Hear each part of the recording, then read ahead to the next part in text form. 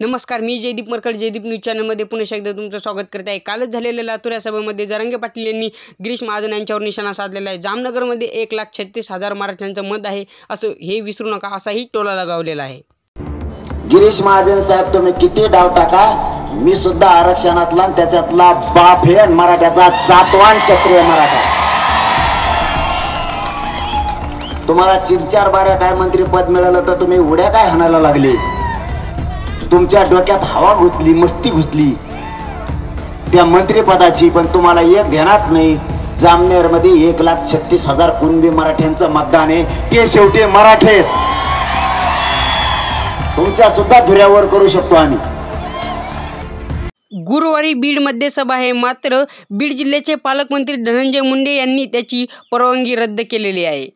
तरी पण तिथे सभा होणार असं चॅलेंज मनोज जरांगे पाटील यांनी दिलेलं आहे व धनंजय मुंडे हे जातीवाद करत आहे असाही आरोप मनोज जरांगे पाटील यांनी लावलेला आहे। फडणवीस साहेबांच्या सांगण्यावरून आणि अजित पवारच्या सांगण्यावरून बीडच्या पालकमंत्र्यांनी एसपीला सांगून तिथली परवानगी रद्द केली। तरीही सांगतो, बीडची रॅली शांततेत बीड मध्ये होणार।